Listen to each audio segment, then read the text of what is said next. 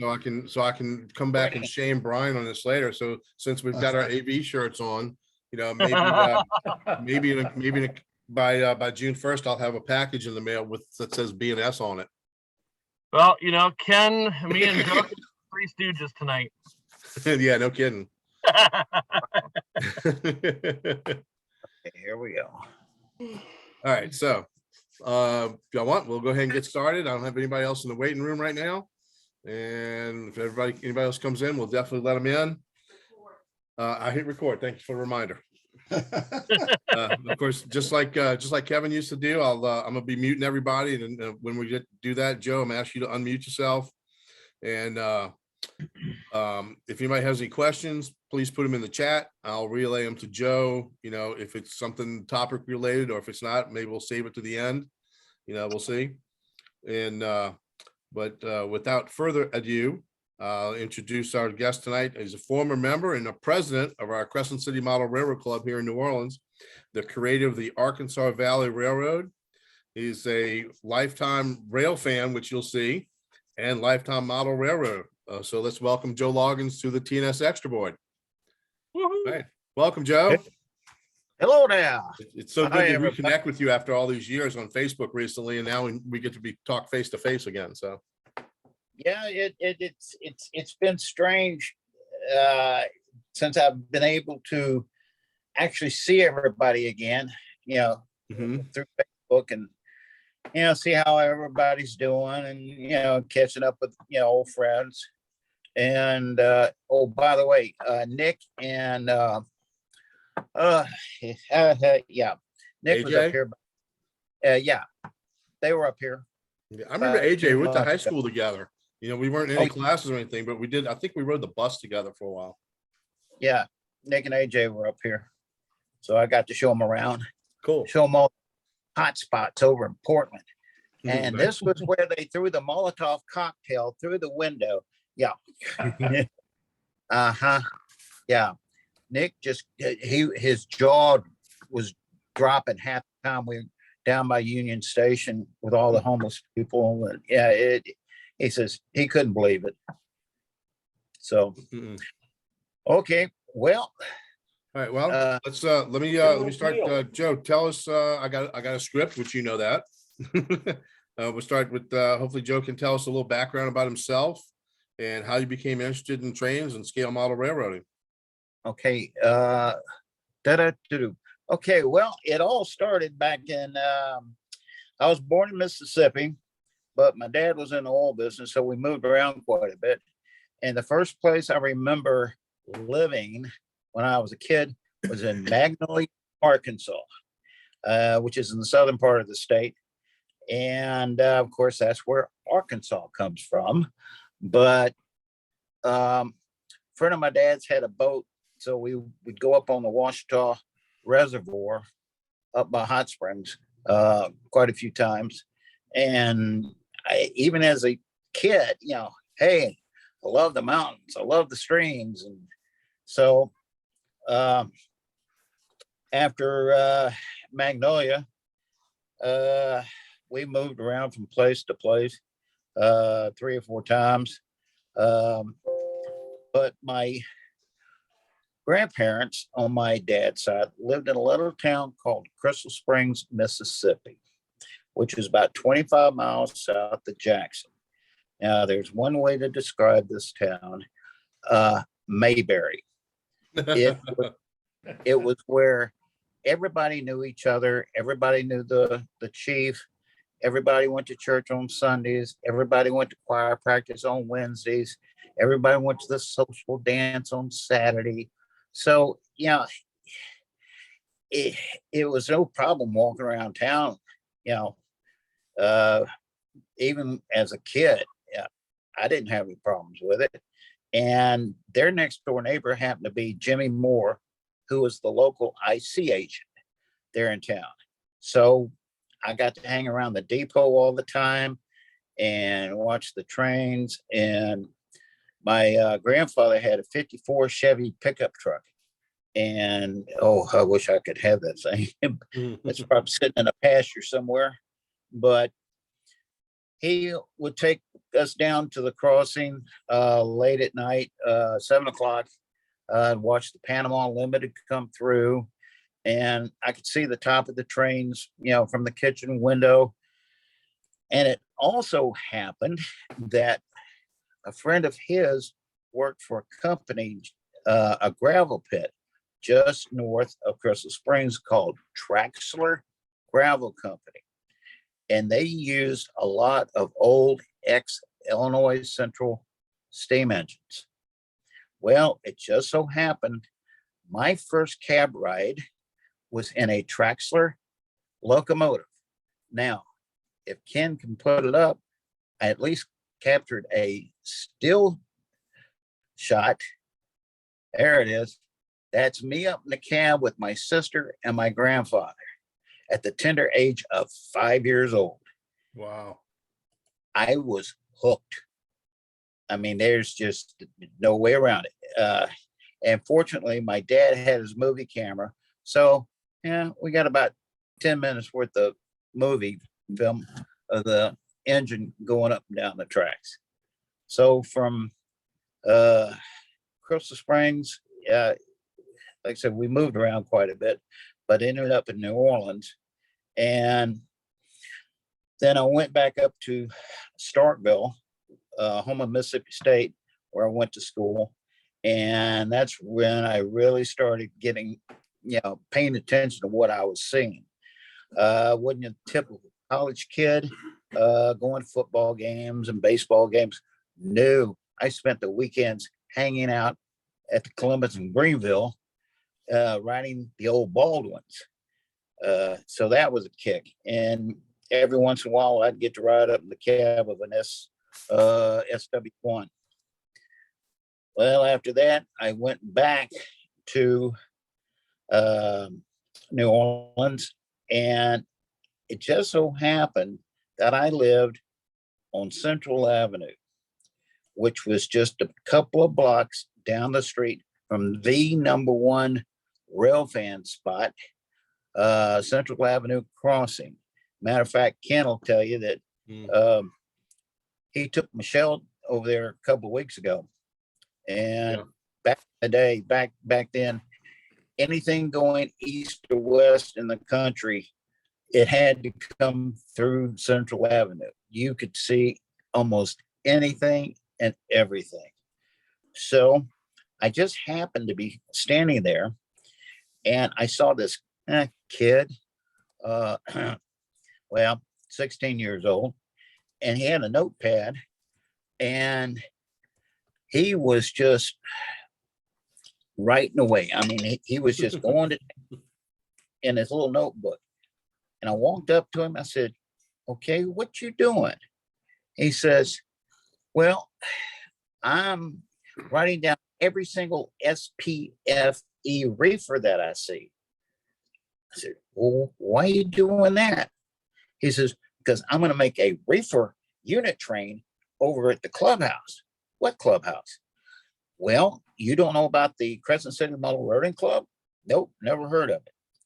Well, that gentleman's name was Nick Hughes.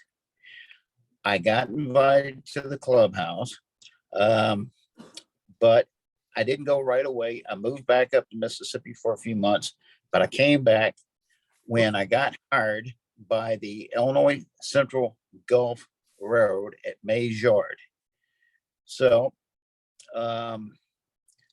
as soon as I started working there, I decided to check out the clubhouse. Now, I told Nick this, when he was up here, if he hadn't invited me to the clubhouse, the Arkansas Valley probably wouldn't exist today. So I owe him a whole lot of credit.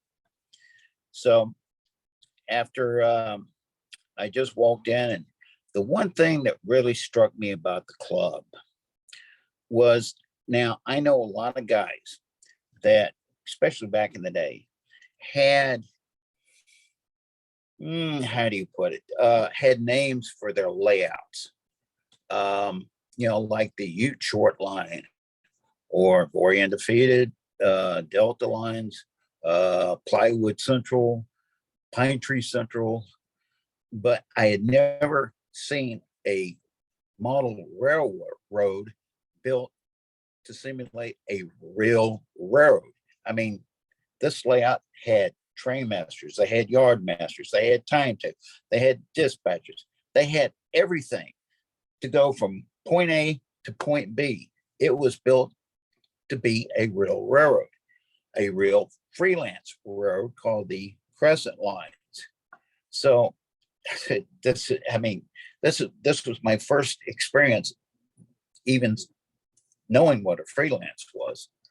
So I decided, hey, I want to get involved in this. I lived in an apartment, didn't have any room for a layout. So I decided to develop my own freelance railroad. And so that I could interchange cars and locomotives on the clubhouse, on the Crescent Lines. So I said, well, where can I go? Missouri or Arkansas? Well, hey, I lived in Arkansas. Okay, rule number one, Arkansas. Okay, what do I do about the rest of the name? Well, I couldn't exactly, I know how guys would change something around like Pacific Union or Southern and Norfolk Western or whatever.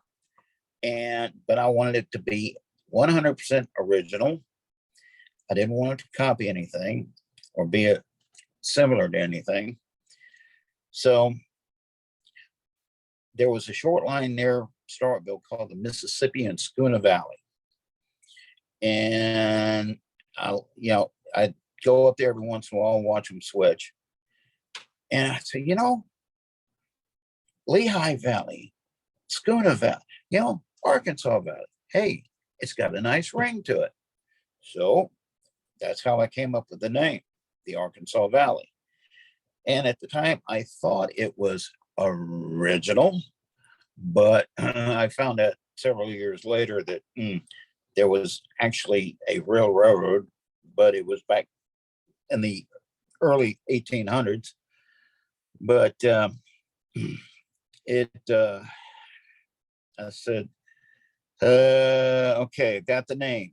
Now where to? I said, well, headquarters will be in Hot Springs, Arkansas, and I will connect to the Crescent Lines in Helena, Arkansas.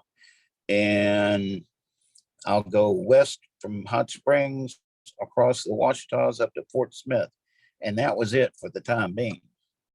So after that, I was thinking that, what am I going to use for a paint scheme? I wanted something to be original. And, well, blue's my favorite color. Blue eyes. My Volkswagen was blue. My dad's company car was blue. So, and I was a big fan of Conrail. So there you go. I like that blue. But it's got to be something simple to paint. I was just learning how to use an airbrush. So, but I wanted to be original. And that's a bad habit of mine. I've got to have a reason for everything I do. So I like blue and white, but I didn't want it to look like somebody else's blue and white. Rock Island at the time was bankrupt blue with a white cap, but at least they carried their blue further, across the battery boxes and the steps. I said, I'll cut it off right behind the cab. Solid white cab, solid blue body. That's it. Very simple. Now at the time, I decided, well, I'm going to paint something up to put on the layout of the clubhouse. Now, back in the day, Harold King would make up decal sets for you. But that, it was just a standard, what would you say, railroad Roman font, and it was just the name, no numbers or anything, just the name. And that's how the Crescent Lines got a lot of their decals. And I painted up my first locomotive, which was the Arkansas Valley number 12. if you would, Ken.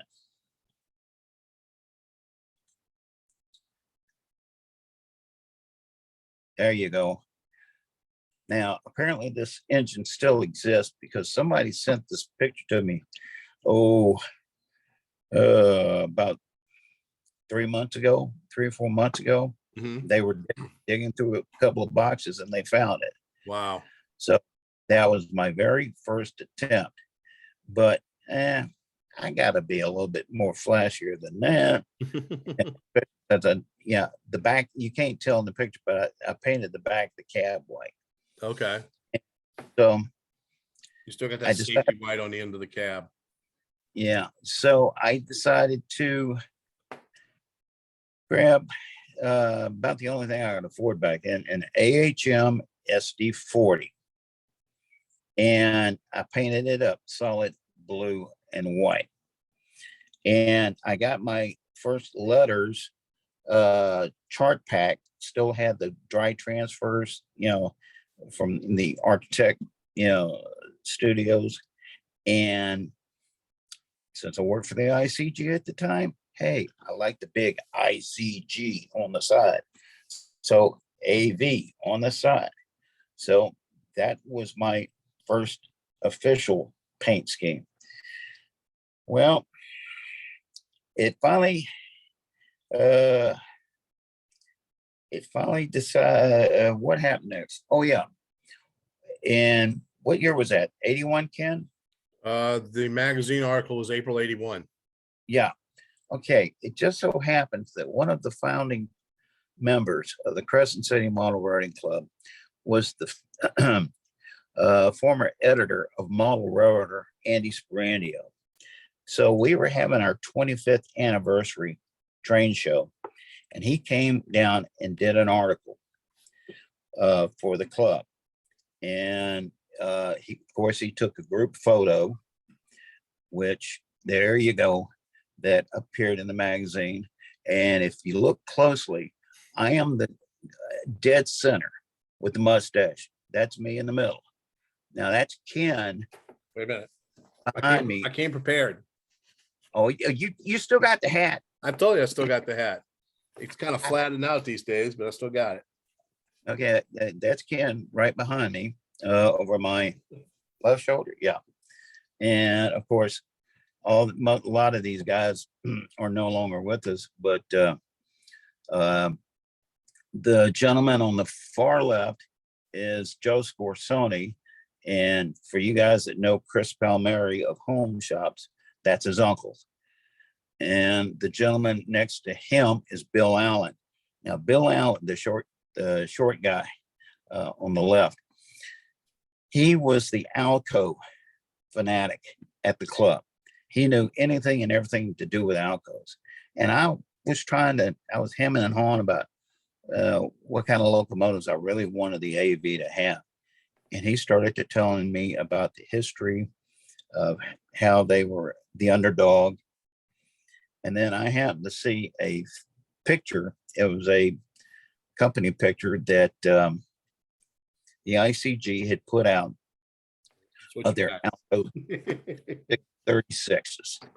And I was immediately in love. I said, that's it. That's my roster right there. And so Doc Dollison, which is the guy standing next to Ken, I had him try and get me one, even if it was in brass.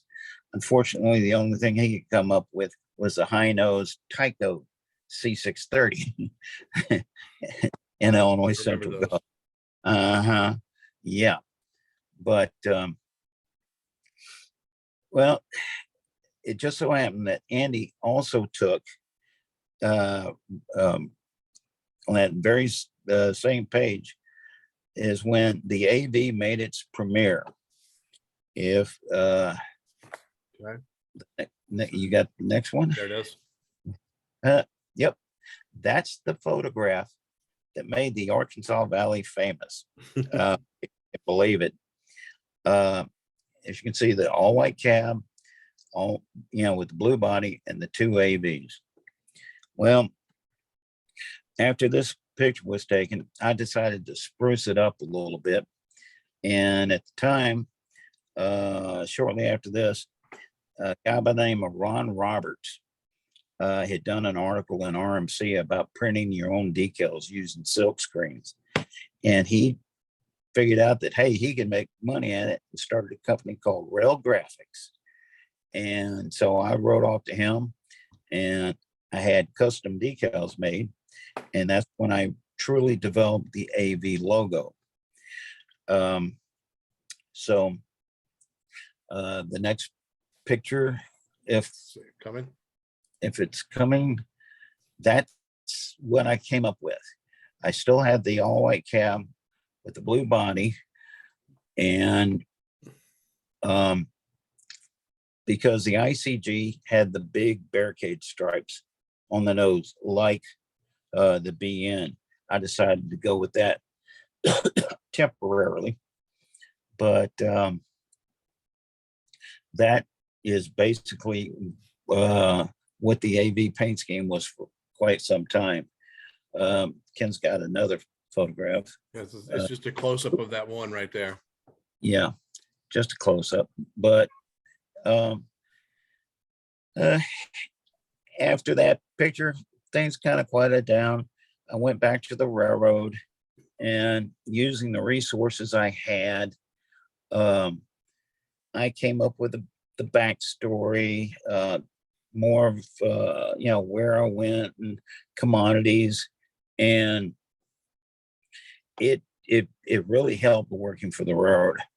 Well, after that, I actually had a picture show up in the 1984 Walters catalog.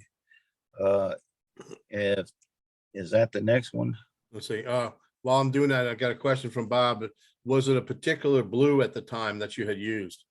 At the time, it was okay. I can go ahead if you want. I can skip ahead. Yeah, skip ahead to the nope. That one? Actually, it'd be the next one, the slug. Okay. Trying to keep my timeline straight. So the blue, the particular The blue. blue was just standard Flopal Conrail blue. Okay. And the lettering, the font, I'm very particular of. Back when I was a kid, I was a big fan of, and Ken, you'll find this interesting next time you look at your Crescent Lines car. I was a big fan of British TV. Used to watch The Saint, Benny Hill, anything I could get my hands on. But at the time, there was a producer there by the name of Jerry Anderson.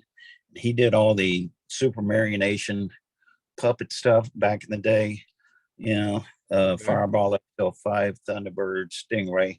Then he went on to do, everybody remembers Space 1999. Oh, yeah. With Martin Landau and Barbara Bank. That was one of his series. Before that, he did a series called UFO. And all the lettering in that series was what I found out on the computer is Euro bold. And that's it. I fell in love with it. So that's the font you see on my cars plus the Crescent Lines car. And I'll get to that in a minute. But everything was going fine and dandy until all of a sudden I was over at one of the members of the clubhouse, Danny Bonin, had a hobby shop right there at Central Avenue. It was Iron Horse Hobbies. Iron Horse Hobbies. And one of the guys walked up to me and said, Joe, hey, you made model railroad. I said, do what? You made model railroad? I haven't seen anything in a model. What the hell? What are you talking about? Well, you better go look. The SD, the Seaboard SD50. Let's see. There you go. Well, it just so happened in the 50th anniversary issue in January of 1984. I opened up, and as soon as I saw that picture, I mean, you could hear me from New Orleans to Mississippi. Brando, you son of a... I'll keep it family friendly. I mean, blue and white carbon copy, and it's on a Milwaukee, Racine, and Troy engine. I couldn't believe it. I said, okay, if I ever see him again, I'm going to give him what for. Well, sure enough, for several years after that, every time I saw that Milwaukee, Racing, and Troy, I said, why me? You know, there's the Arkansas Valley, but it doesn't say Arkansas Valley on it. So I just kind of let it go for the time being and said, well, I'll keep working on the AV. But I decided to make some changes, as you will see in a few minutes. But shortly after that, we found out that Flocal was going to stop making what was it, the Seaboard Purple, the Champion Purple. And so Lou Schultz, the president at the time, asked me if I would come up with a new paint scheme for the crescent lines. Well, of course, naturally, I used my Euro bold font for the crescent lines. And then I remembered from my drafting classes, the logo or the emblem for Centerline, which is CL. And using that same font, I came up with the current Crescent Lines logo. And well, back then the paint scheme was actually, I was a big fan of the McCloud River Railroad in California. And if you can jump back to the other Walters picture, there you go. The other one. That one right there. Okay. That was my first attempt to actually come up with something else. And that picture appeared in the Walters 86 catalog. But unfortunately, nobody particularly cared for it. I think it's good. Well, well, you're the first Simple. one. It's simple, you know, and it's just like V&O and AV. It's simple, and it's something that the railroads would do because it's simple and cheap.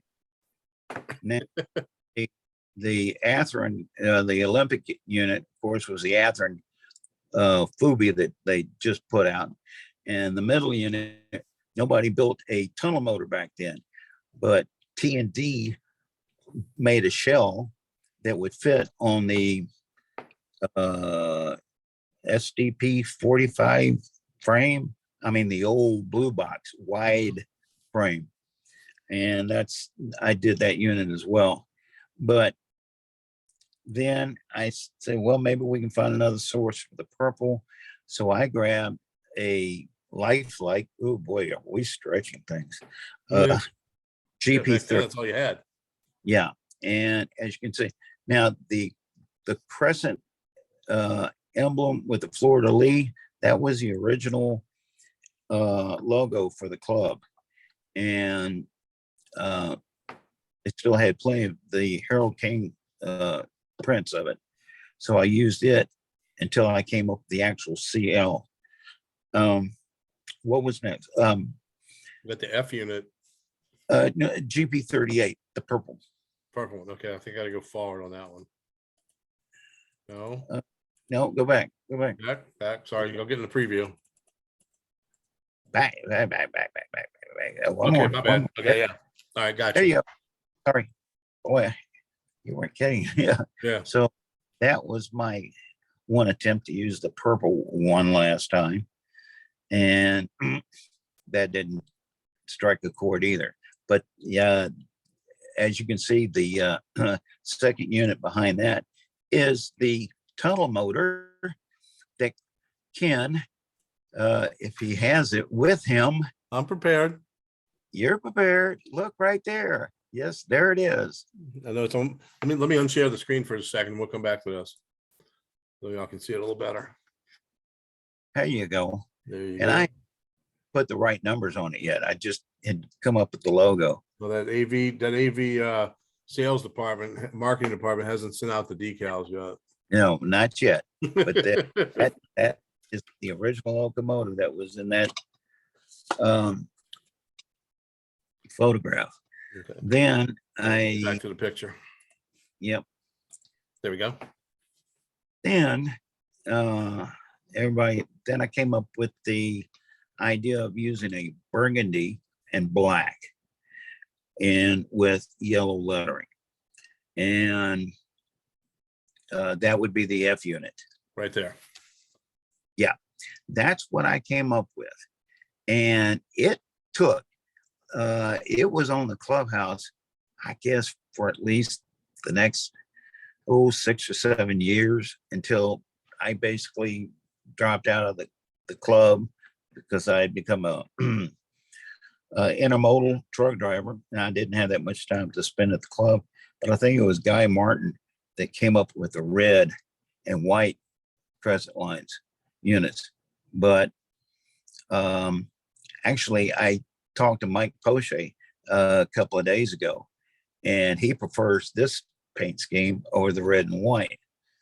And who was it? I'm trying to think, but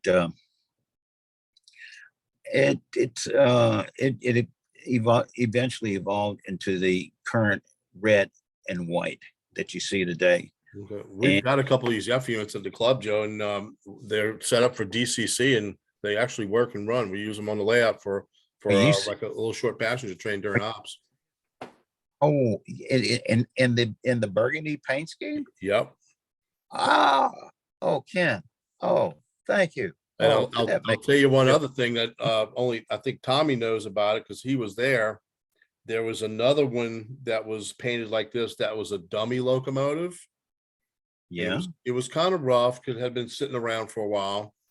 When we put the siding onto the North Leicester side wall of the building, we kind of had to rebuild one section of the wall with some larger vertical studs. And on one of the cross braces, the dummy locomotive is now buried in the wall. Oh, geez. And we all signed the wall when we were working on it. Okay. Well, in 1,000 years, somebody will tear down that wall.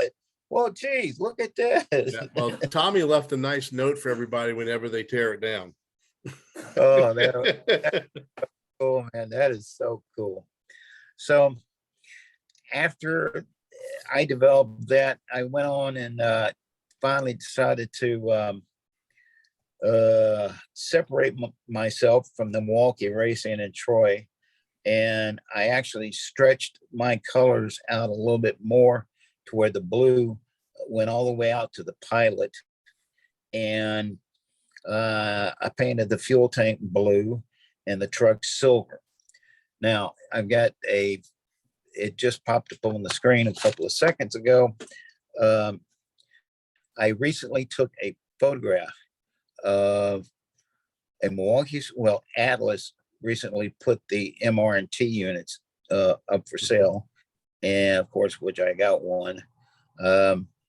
And on my layout, I took side-by-side photograph. Let's see. There we go. Right there. So you can see how close the Milwaukee Racing in Troy and the Arkansas Valley actually were almost one and the same. Well, over the years, what's the next picture you got? See where I need. Okay. As one thing I really liked about the club was how they wanted everybody to enjoy running trains. So they had a system set up so like the first Friday of the month, they had steam. The second Friday of the month was early diesel. third Friday of the month was modern diesel. And the fourth Friday, hey, if you wanted to pull a superliner contest with a Thomas, hey, go for it. You know, it was, you know, no holds barred. And I said, that was one thing that I really would want to do with the AV, so that I could, there's certain locomotives that I really like Union Pacific turbine, or, you know, a U-50. How do you explain stuff like that? Well, I decided to develop paint schemes for different eras on the railroad. The Arkansas Valley 46 represents the very first paint scheme when we went diesel back in the mid to late 40s. And that's an Atlas unit that I've put sound, and the only thing it's lacking is a current keeper. And I don't think it's going to get it because there's no room. You know, absolutely no room in those things for anything. But that way, you know, and then of course the blue and white came in 1965. But while I'm doing all this, I'm still working at the road. I'm using all the resources that I could get my hands on. And I finally came up with basically a map of the AV. Nope, not yet. Hint, hint, not yet. I'm trying to find it. There it is. Yep, right there. This is the Arkansas Valley Road. It originally went from Helena to Fort Smith with a branch over to Little Rock, but then I also kicked it up to Memphis, and then I went over to Oklahoma City. Basically, I didn't take over the Rock Island, but I paralleled the Rock Island to Amarillo. And of course, when the Rock Island folded, we took over the line to Tucumcari, and we had trackage rights down to Lubbock. When the Frisco let go of their line to Dallas, we took the line to Dallas to open up the Mexican market. And then I finally decided to go up the east side of the Roosevelt, forgot whose reservoir, that reservoir up there by Clinton, Missouri.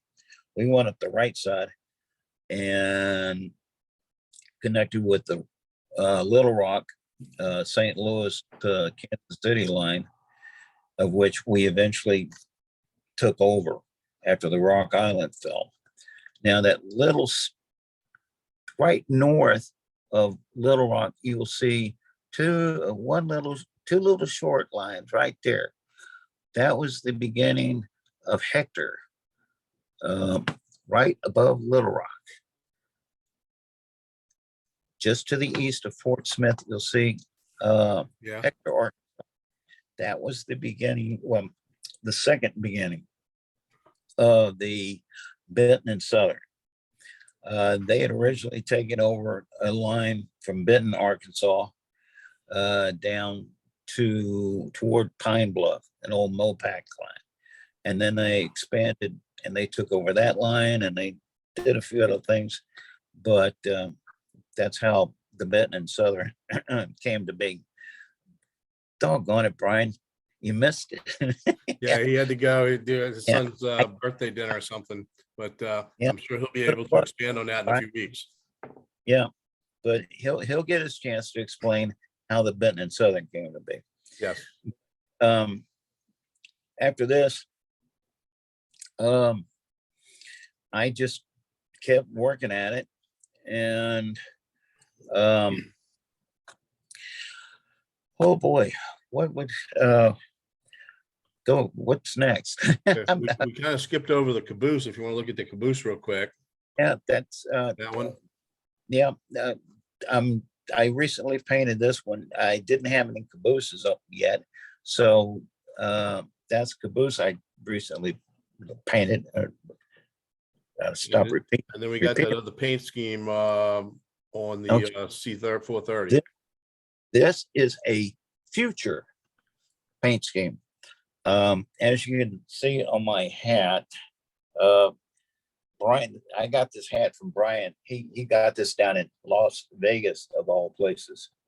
So I actually had Circus City. Finally had the Arkansas Valley written out in script.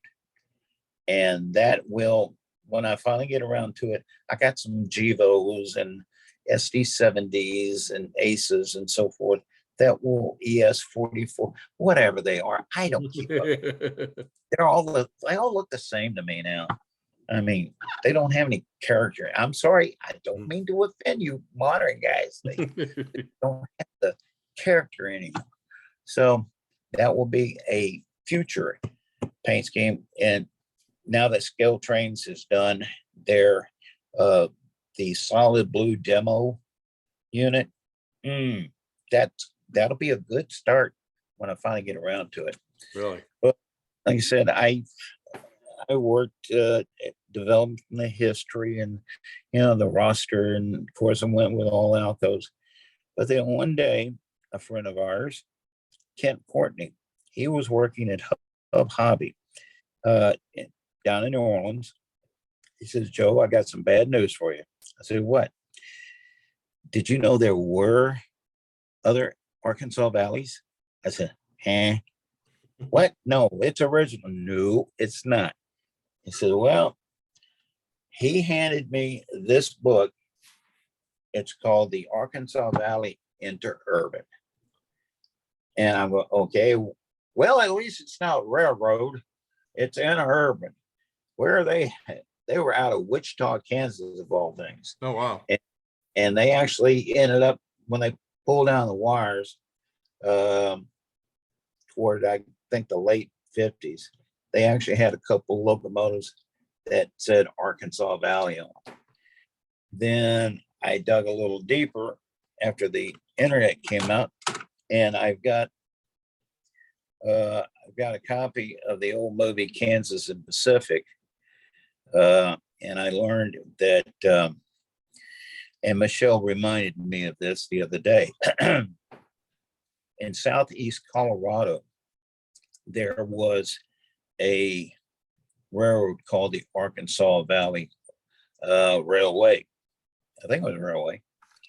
And it was a branch off the Central Pacific, or it was a branch off the Kansas Pacific when they were trying to get over to Pueblo. Unfortunately, it only lasted 5 years. They laid track, but nobody used it. So they decided to pull it up, and it is on record as being the first railroad in the United States of America to be fully abandoned. So I got a little distinguished back then. But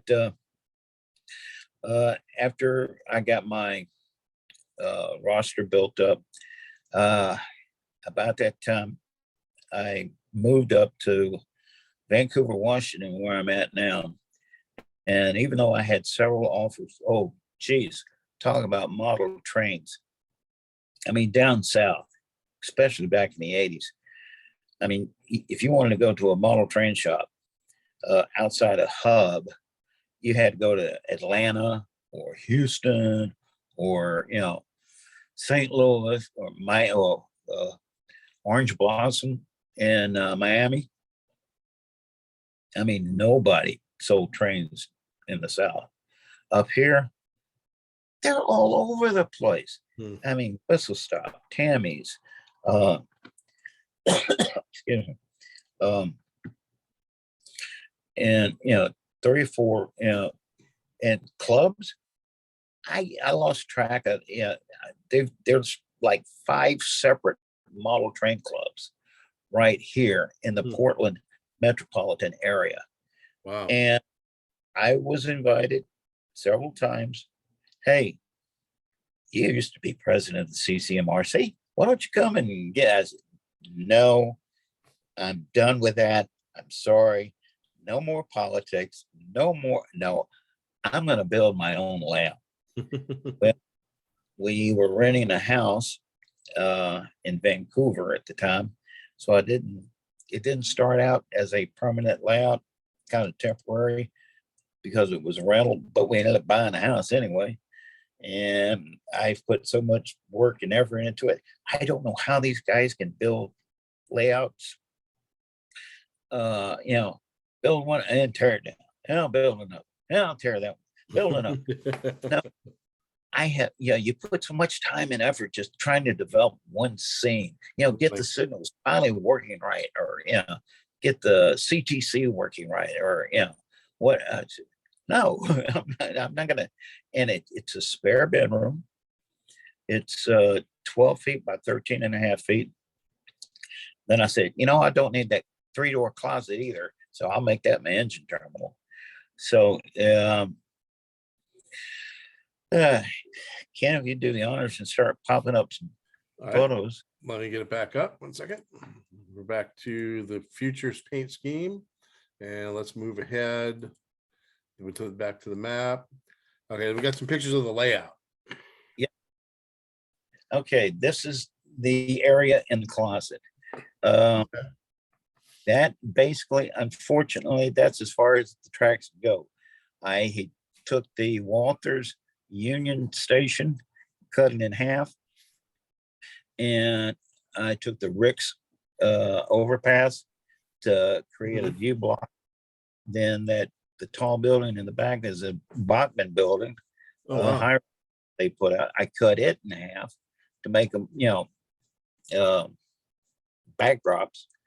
Then I created a walkway between that building and the red and green building, which is the Coleman Ware building. I scratch built it and the parking garage. Now, as you can see, there is a New Orleans streetcar. How did that there? And that's the only room I had. I had to have it, living in New Orleans half my life. So got that one little short piece of track, but it's fully operational, and I can hear the bell go ding ding. So that's the Bowser. Yeah, and that's the Bowser. It's Yep. beautiful. Yeah, I've got one of those. Yeah. But and like I said, it's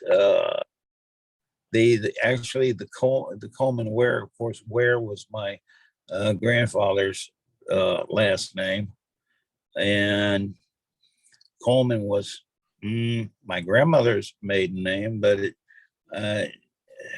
it just so happened I'd recently met Tony Coleman, who lives here in Portland. He was the drummer for B.B. King down in Mississippi for years when he was on tour, and he was getting into the hobby. So coincidence? No, I'm not related. But and as you can see with the Union Station, I'm a big fan of the Miller Engineering. Next one.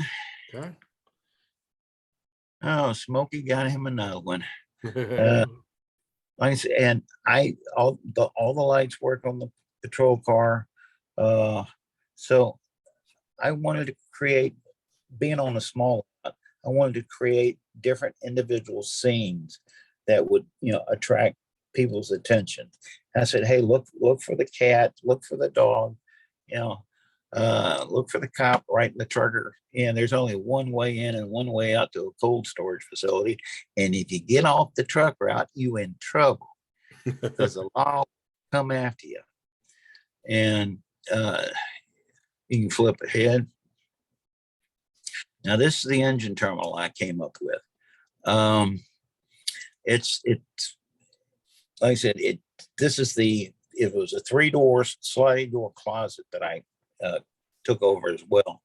But the engine house, the terminal building, whatever you want to call it, it started out as a Pike Stuff kit that I took out, engine house. I took out the center door partition, and I cut the building. and I built it up on stilt and open grid bench work using evergreen pieces to give it that open feel. Yeah, it looks really nice. I like it a lot. And then I took the Walters fuel facility kit and so forth. Now I haven't finished the part by the KCS and the Frisco unit. I haven't quite finished it yet because nobody really makes any decent, fuel hoses, where you actually fuel the locomotives until now. Walters just announced a kit here a couple weeks ago that's what it is. It's all the fuel racks, the hoses, nice. Cool. everything you'd see. So, okay, I can finally finish that scene. But, and right behind the diesel shop is my little rip track. And so if you can go to the next one, well, there's downtown. I like the small town feel, trees, embedded in the sidewalk. And of course, being back in the 1980s, which is the time period I mostly model, you've got Ghostbusters, Yeah, which was big back then. I tried, the people, the drains. Okay, the street itself was actually the Walters street sections that you can buy. But what I did before I actually assembled the streets, I took a black Mark-A-Lot or a paint pen and actually painted the edges of each tile to make it look like the rubber strip.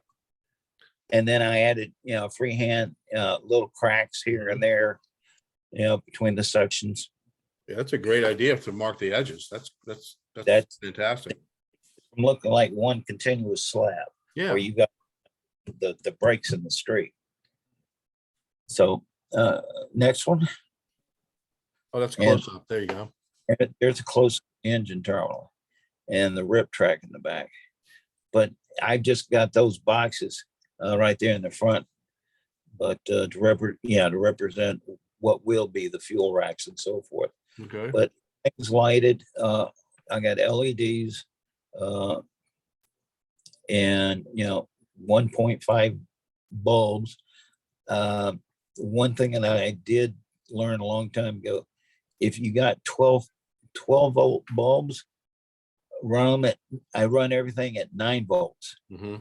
They will last. You can't tell the difference really between the ambience, the lighting between 9 and 12, but the bulbs will last so much longer. Yeah, I noticed that Benton and Southern boxcar right there too. Yes. Yeah. How did that get on there? Yeah, interchange. Yeah. Okay. If you want to pop ahead to the next one. Now, Jim's Hog Heaven. When I moved up here, a friend of mine, Jim Romines, we were truckers.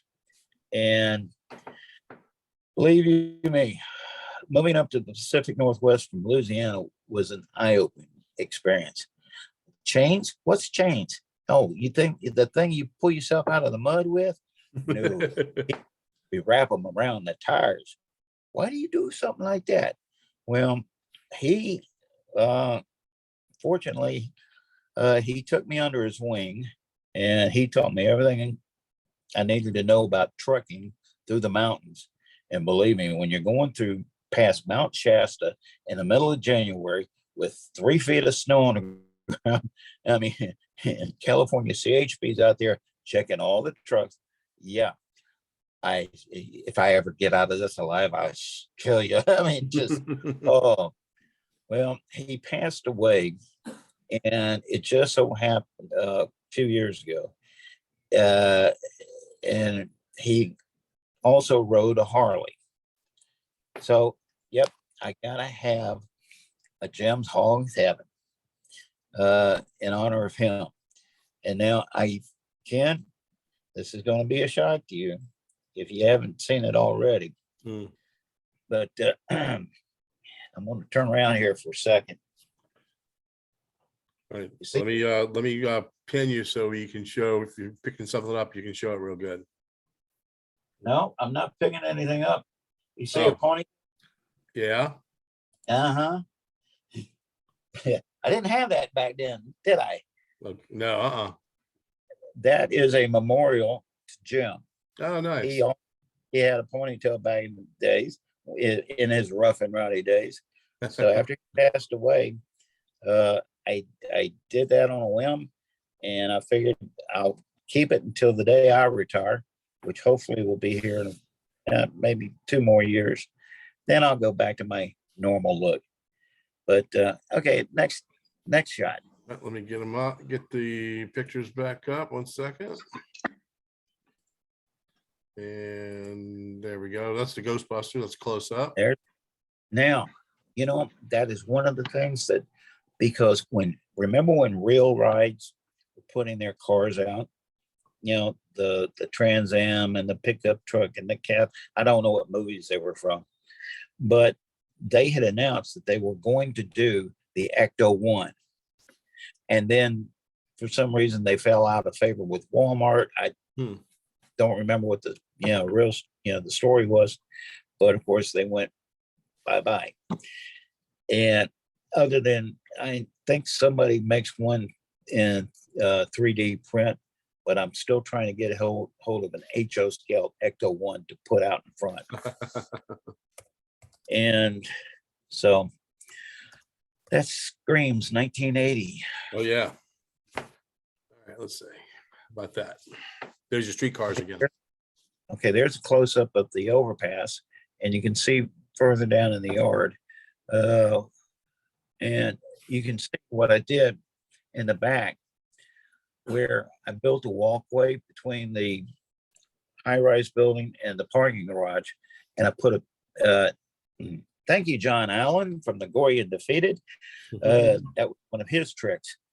There's actually a mirror back there, so it looks like the road is, and believe me, that was hard trying to get that perfectly lined up so you don't really see the break in there. But that, you can, it looks like it continues on. Yep. So, All right.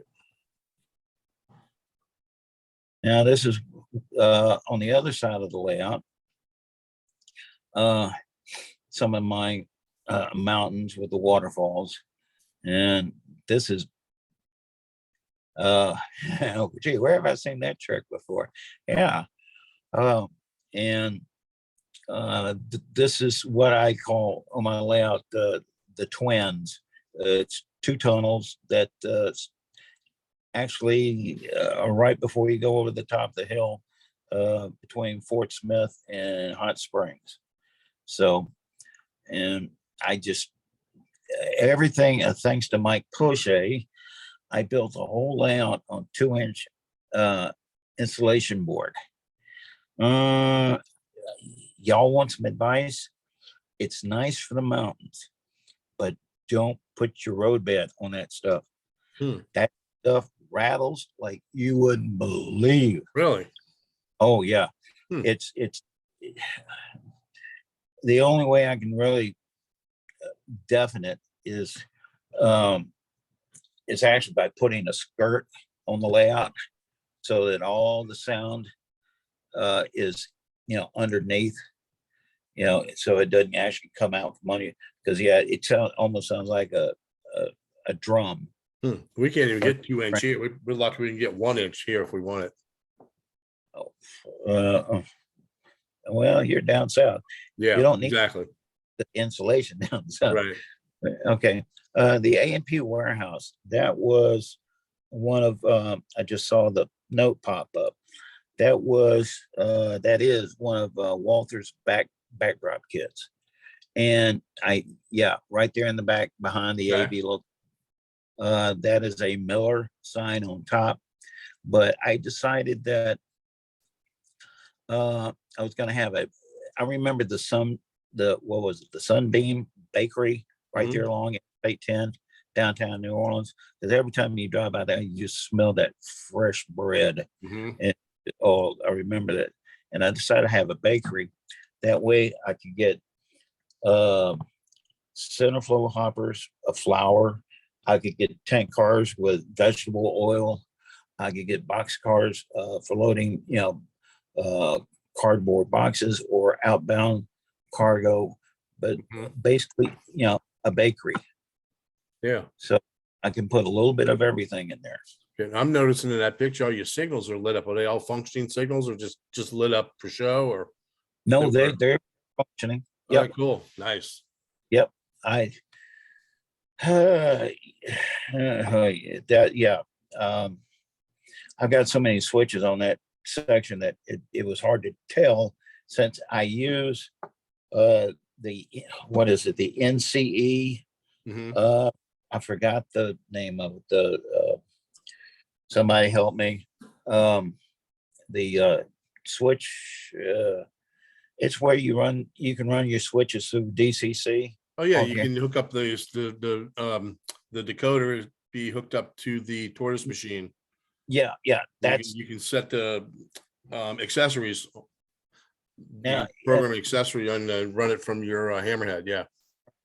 now the only drawback to that is that, when you had the old fashioned control panel in front of you, you actually saw the direction of the toggle switches, which Mhm. way they were going, and you see when you do that, okay, which one is that? Is that number 20 or is that 17? Throw the switch. Basically that's the only way you could visually see which way the switch was thrown. Mhm. So it was almost a necessity. So Right. uh, Let's see. Let's back up. Okay, we did that one, right? yeah. And here we go. It looks like another different Yeah. panning around there. It looks like. That's going on around, and all my crossing signals work and everything. And I built, I like the waterfalls. I didn't think Arkansas had that many waterfalls. They do. They do waterfalls, Huh. but I saw those two trees leaning over. I said, "Oh, how am I going to get back there and straighten them up?" I'll leave them. They look natural. Let them lean. Tornado. And I painted the backdrop myself, using the old sponge technique, and then I came back with an airbrush and highlighted, the underneath, and where the cloud thicker. But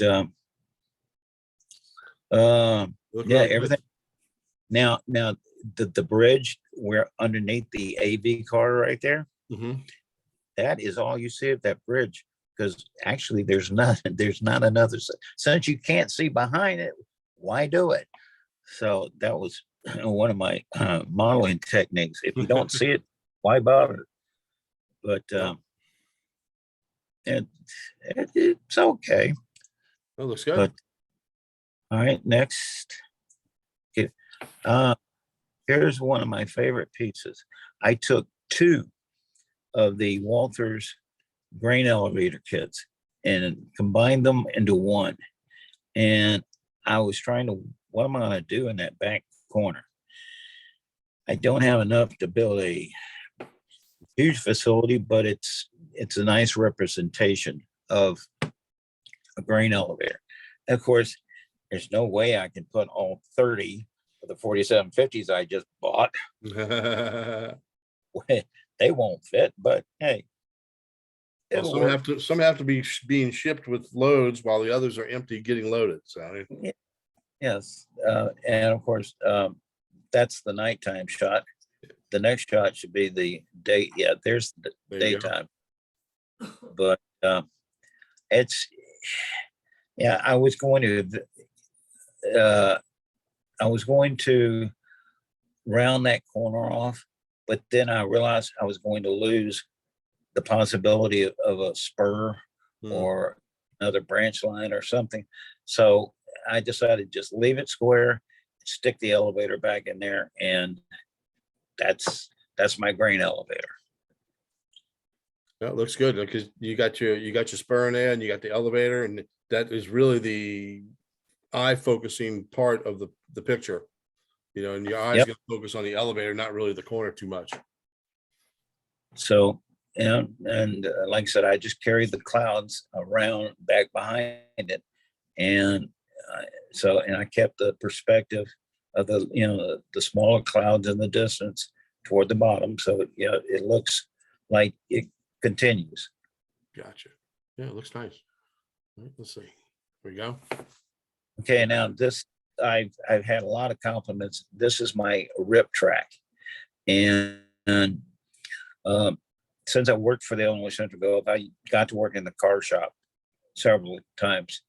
And I decided to model an open air car shop. And with, the acetylene tanks, the oxygen tanks, all the equipment. Plus I go in and out of the Brooklyn Intermodal Yard here in Portland, and TTX has facilities right near the outgate.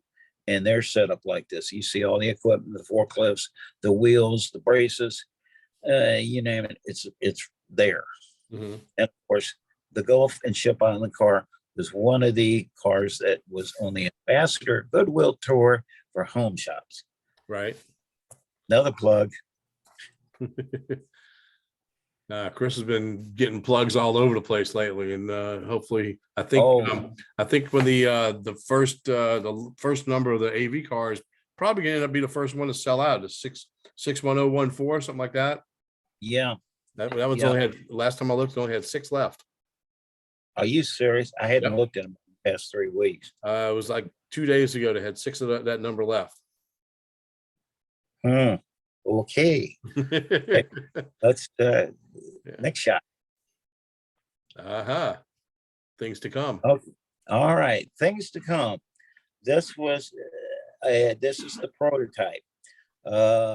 Lettering may vary, but this is the, Chris, don't shoot the messenger. I'm just the piano player. This is supposed to be the next car that Home Shops is going to do. The Tangent 86-foot auto parts boxcar. Right. And the Arkansas Valley is one of the paint schemes. And so I did this car for Chris as a guide to go by. Mm-hmm. Yeah, he's already advertised them with artwork at the Amherst show with the poster that he had. Yeah, he did. So good. You're off the hook. I'm cleared. Thank you. Thanks. I'm not going to tell any of the other stuff that I've been witnessing. So that's his job. Yes. Okay. Right. Let's see. There you go. There's a panoramic shot of the layout. Okay. Now, everybody, this is a first. I actually just put this recently on Facebook.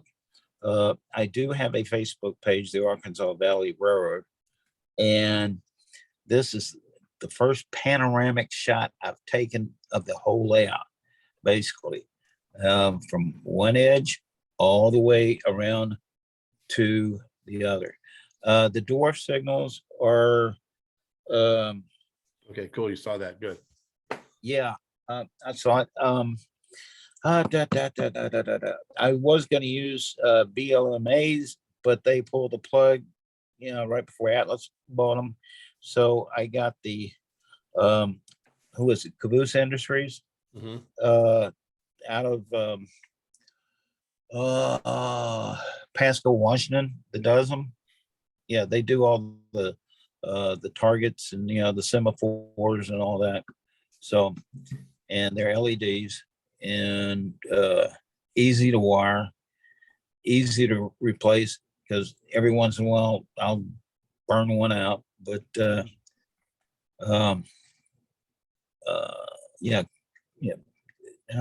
Industries, they're the ones that do the plastic ground throws. Oh boy. Yeah. Slips my mind. But okay, I'll look it up. I'll let everybody know next week. Yeah, well, what you can do is when I post a video on Facebook, either tonight or tomorrow, you can always put it in the comments or just again, like I said, Oh, yeah, share it with yeah, everybody yeah. next week too. That's right. Yeah, Yeah, 'cause it's gonna be, I'll get it loaded onto the Facebook group page and then to the YouTube channel probably by tomorrow, Okay. before I go to bed tomorrow night. So Okay. okay, and we got to back up and start that story. Yeah. Oh, geez. Here we go. Hey, hold the phone. This is the only reason we're talking to Joe, is so he can tell this story. Girls, this is when it gets fun.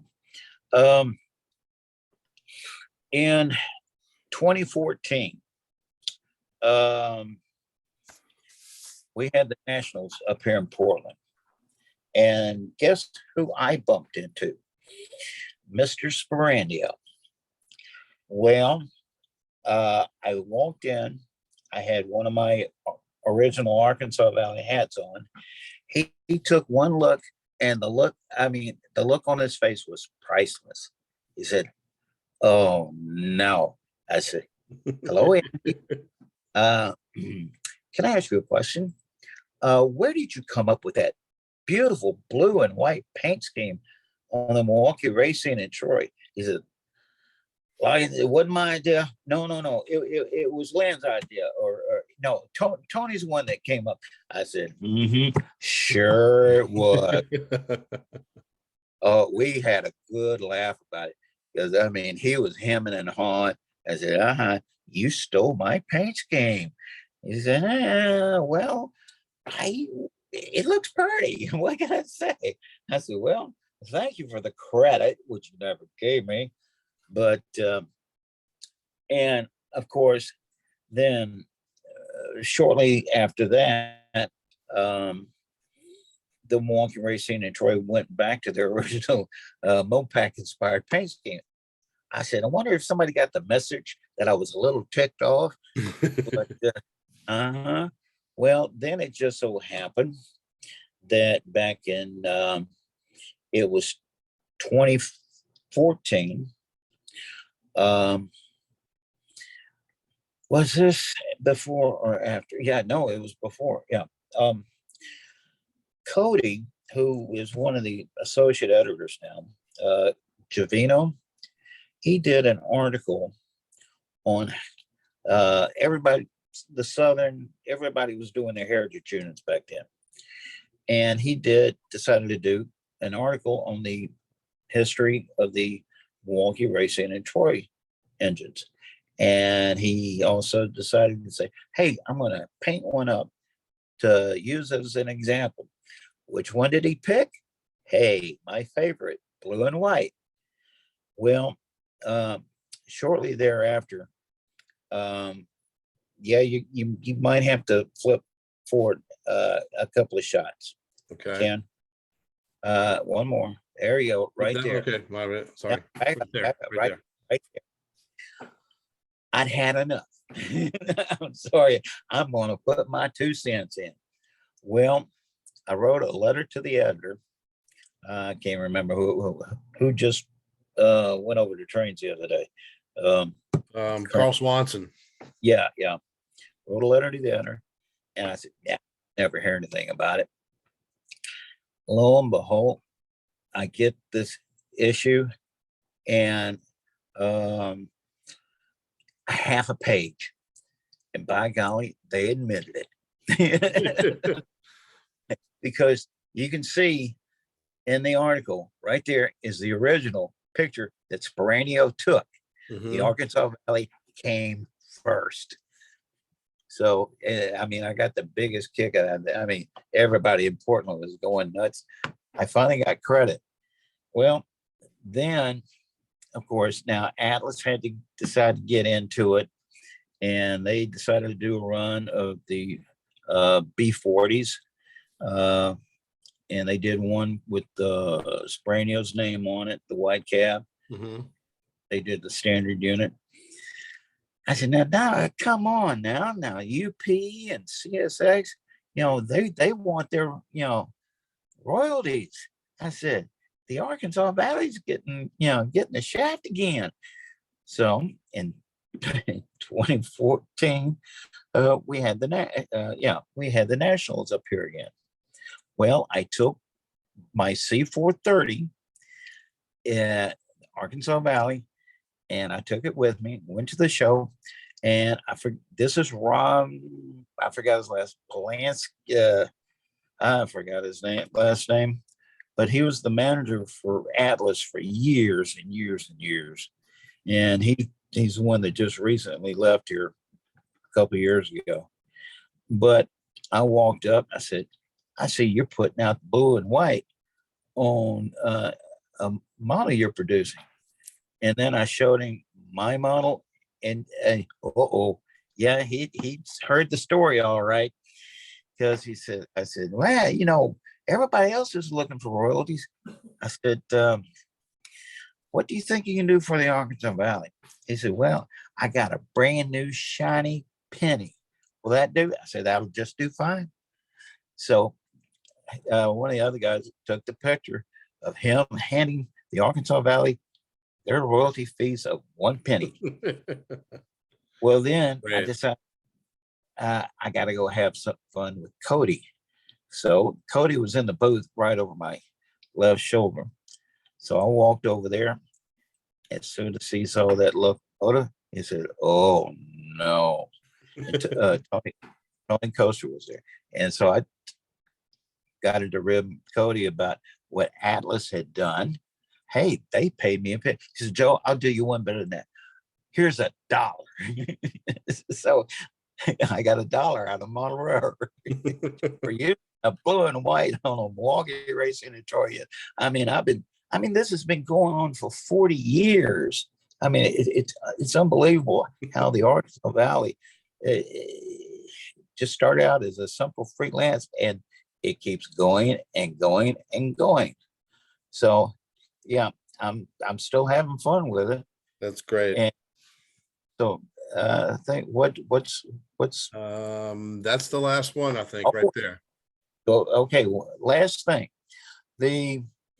Recently they put out an issue, they're simple magazine style issues of the history of the Milwaukee racing in Troy. Now, what did I do with that? Sorry about this, gentlemen. Is that the Sporandio locomotive in the picture, or was his with a white cab? Okay, that's I think no, that's their latest, the 1175. I think that's their latest paint, but you can see the blue and white behind that. Right, for sure. But right here in, if I can find it. Yep. All right, let's see. Let's get this up. It's called in the magazine, Feeling the Blues. Now, Cody got some dates a little screwed up, but guess what? There's the Arkansas Valley, and it's mentioned fully right there. The AV came first. Yeah. So I'm finally, after 40 years, I'm finally getting credit for the Arkansas Valley. And, like you said, and now Chris has come out with home shops, and the AV is actually starting to show up all over the world. Oh yeah, guys are wearing AV shirts and AV hair. Ryan had his on too. Yeah, Ryan had his on.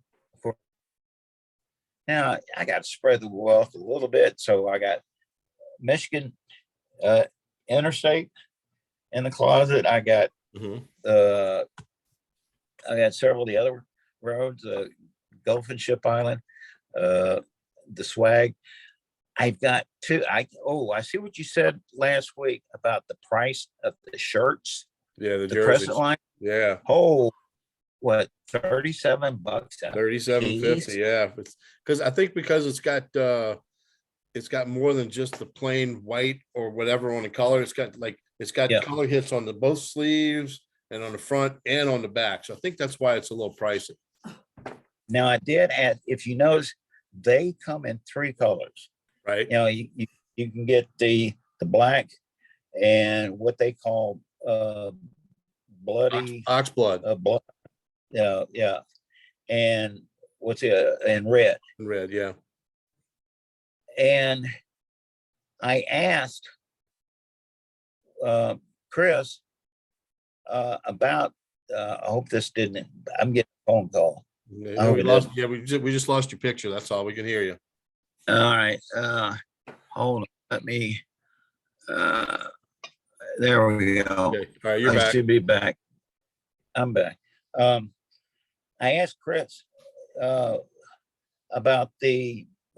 It looks like burgundy on on the website, and he says that's what he remembers when he came to the clubhouse. Those burgundy and black engines that I painted, the ones you were talking about, Mhm. that are still there. That's where he came up with the color. So even the original Crescent Lines colors that I forget, they're still out there. So I got two coming, and I got the red one for me, and I got one for Maureen. Just real quick, Joe, I'm gonna post a link to the Home Shops page in the chat right here. And let's see. That should take you right to it. And just go to the merch page, and you can check out the different roads on the first some of the first 7 private road cars, and of course Crescent Lines. Is Crescent Lines is going to be in the 86-foot boxcar run when he does that. now, and if you remember a week ago when you first put your Crescent Lines shirt on, and I said, "Well, where's mine?" Well, I was referring to your shirt. When you going to give me one? Well, I don't have to ask you for one anymore because now I got my own. Yeah, hang on. I'm gonna go find it. I'm gonna post it up here. Give me a second. So I know how to. It's not showing up on the regular Crescent CL page, but if you go to the page and you search Joe Loggans, it comes up. Hang on 1 second. Can you do that? Yeah, I got my own shirt now. All right, let me let's see. There it is. All right, let me get back to this, and I'll come and I'll share it for everybody to see real quick. So if you want a Joe Loggans shirt in Crescent Lines, you can get that too. Yeah, there I am. And you can see it's available in the red, the black, whoops. And you can also get in the ox blood, which was like the old passenger. Was that the passenger scheme or was it a freight scheme? I think that was the freight scheme. Okay.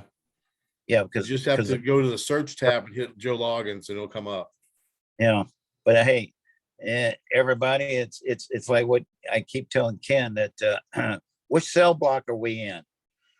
601. The 601 Northwestern. Because that's As soon as you asked me that, I came up with that 601.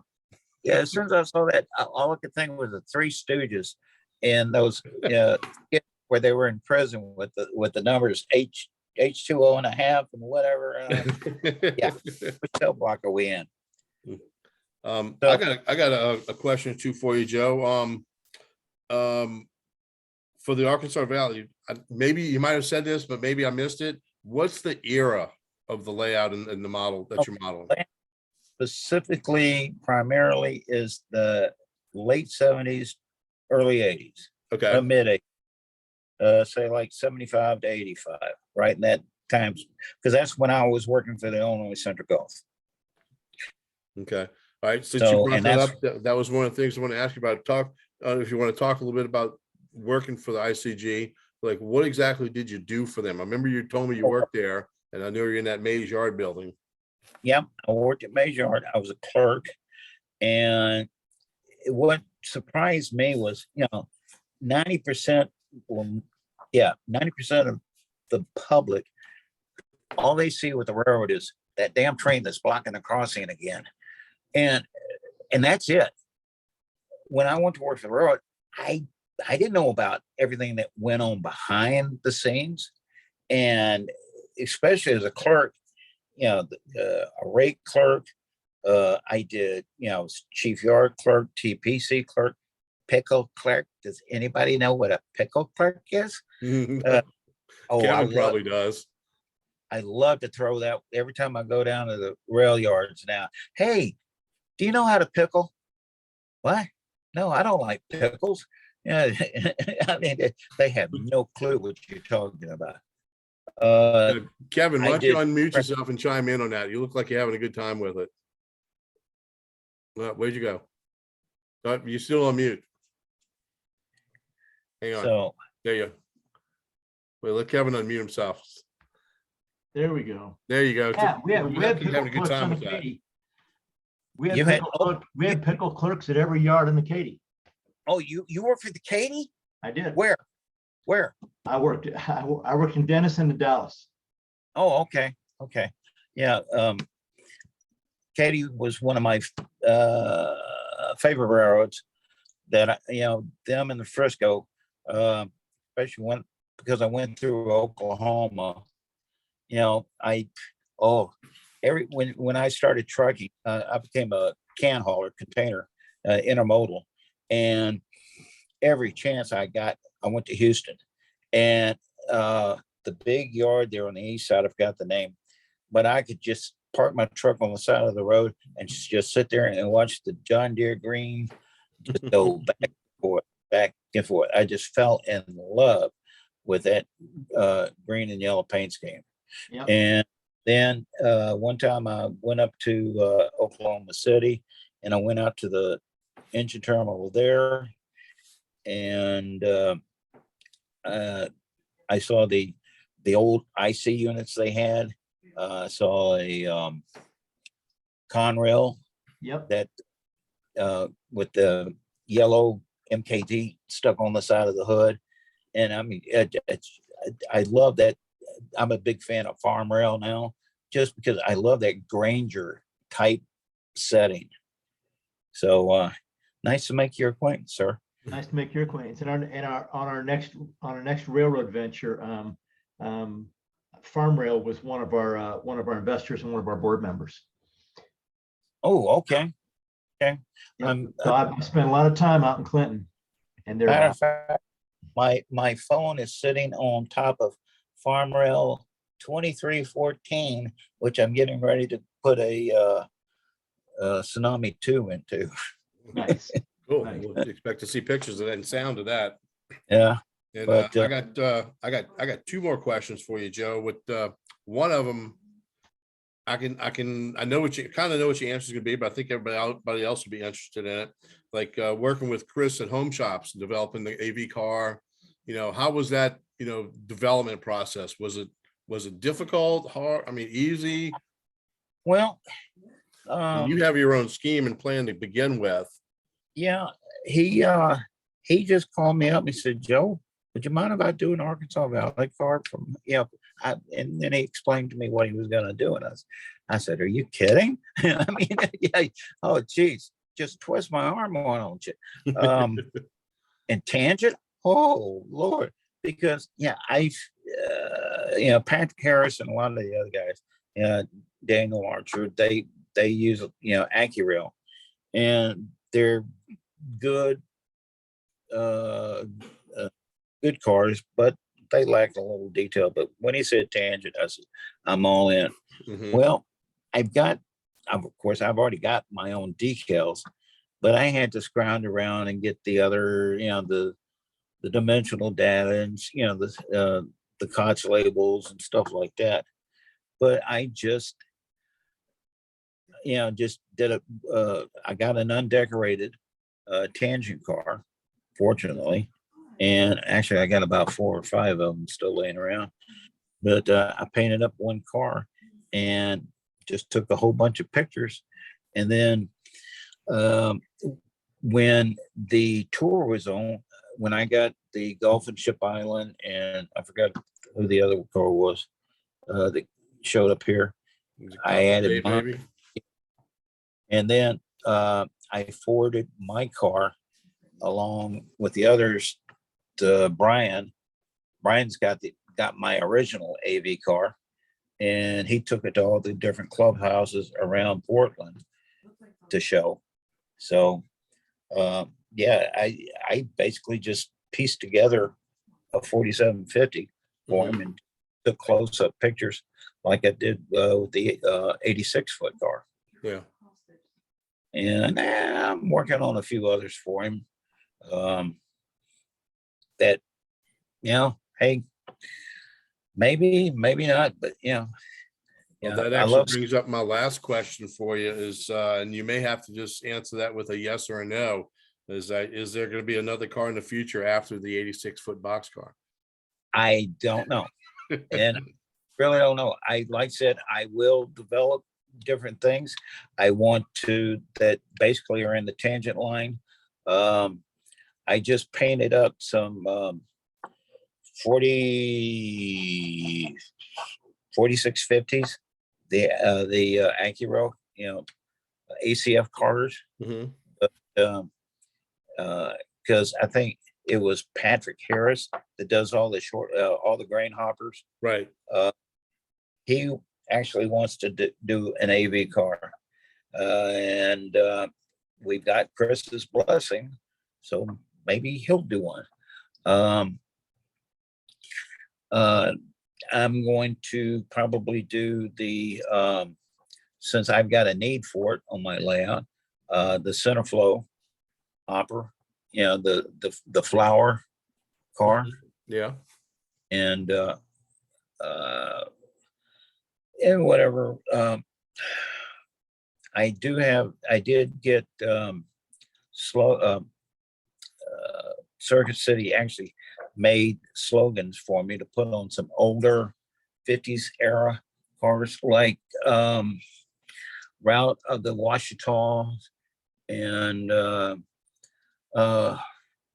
what was the other one? I forgot. I can't remember what I put them on cars. But I'm going to do a couple of those because Chris is talking about doing some older stuff, 50s, like transition era stuff. transition era. Right. So might do up a couple of cars for him.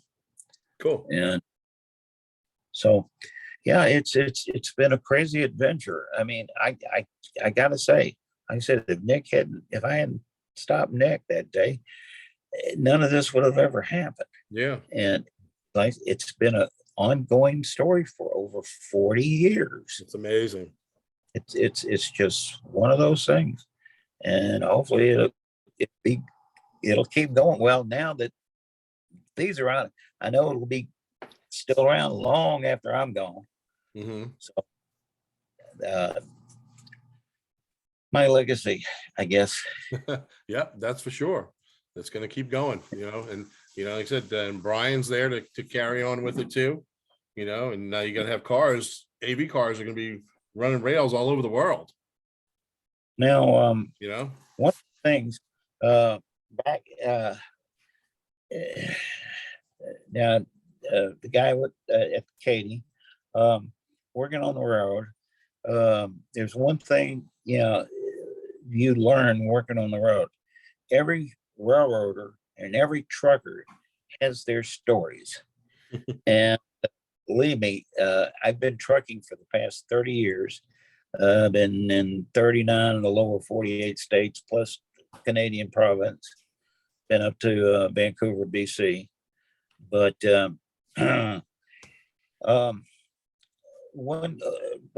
when I was going to Mississippi State, unfortunately my bug got totaled by a drunk driver, so I didn't have any wheels.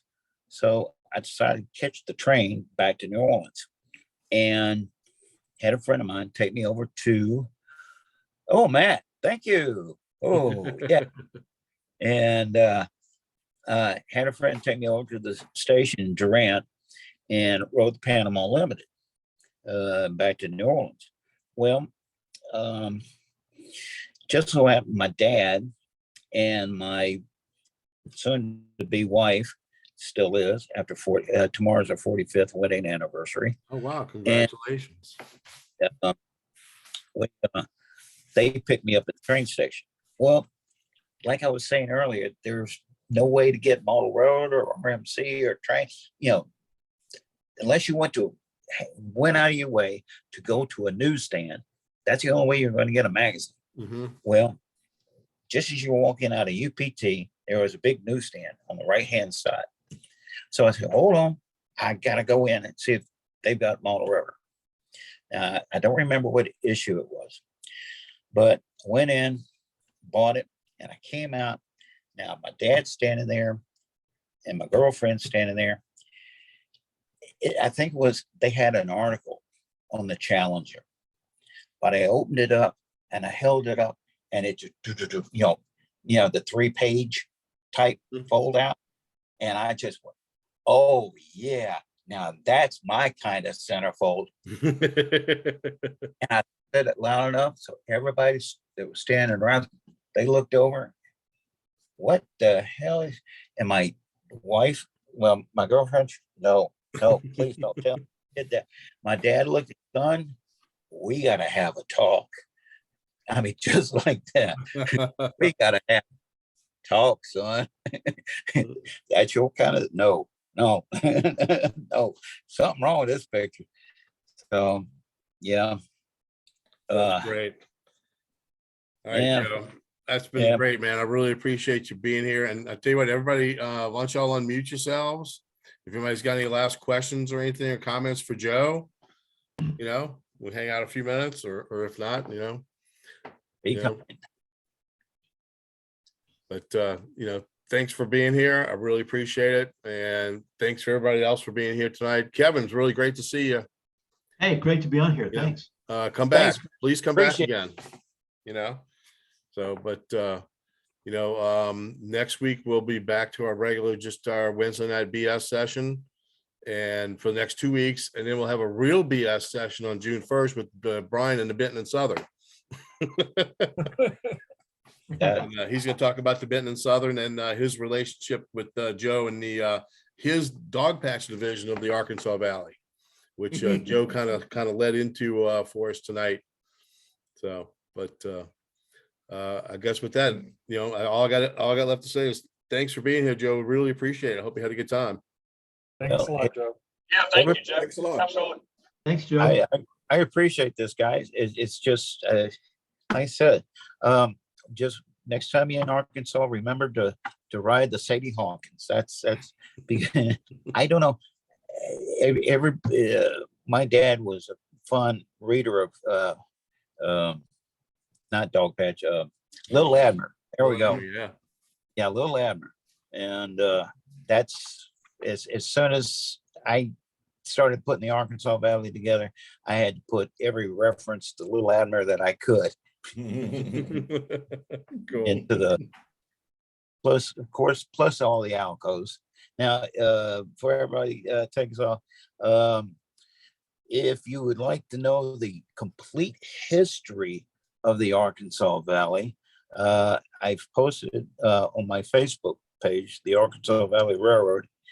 And like I said, I went back all the way to the mid 1800s, how a gentleman of Michael Palmieri,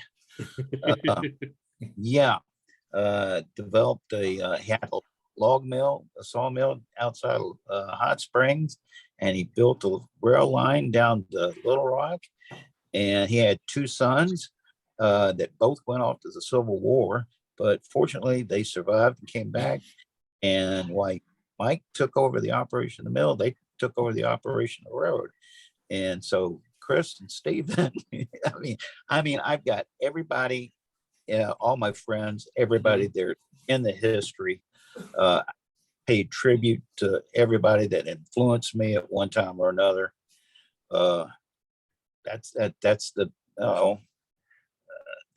the best way I could do it. So I'll see if I can I'll find a link to that and post it on our group page if you don't mind. yeah, go right ahead. I'll go look for it on the Arkansas Valley page and post it as a link. So I got more photographs Mhm. of the layout, and it's like I said, it's not a spectacular big, it's not the double or triple decker or nothing like what Mike Ohlsdorf has done, but I just run train. Yeah, but it's yours, and that's your little corner of the world, and that's what you enjoy, and it's a lot of fun. That's what it comes down to. Yeah, and it gives me a chance to, when I build a particular model, when I repair a particular model, I had a couple of bad orders in the batch, but nothing major. So all I can say is thank you, guys. Appreciate it. No problem. And hope you come back and stay with us every week, Joe, because it's been fun talking with you. Oh, give it a good shot. Oh, hey, I'll have to. I got some more stories to tell. Of Now, course. We'd love to hear them. Yeah. oh, yeah. All right, Joe. We'll go I ahead give and a- call it a night for tonight, and we'll see everybody back next Wednesday night at 7:30. Thanks, Ken. Right stuff. Right stuff. Good night, Thanks a Joe. lot. Bye now. Bye. Bye. Okay. Bye.